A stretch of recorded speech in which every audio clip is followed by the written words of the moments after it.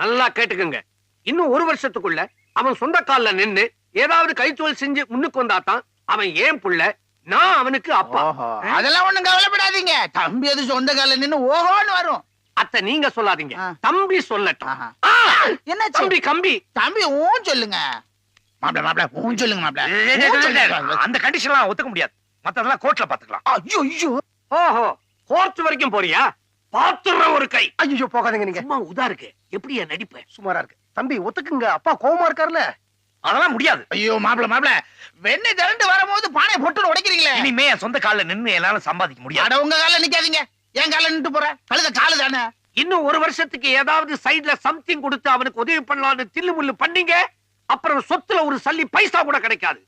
அவனே உழைச்சு பொண்டாட்டிய காப்பாத்தணும். அதெல்லாம் மாப்பிள்ளை சமாளிச்சிருவாரு.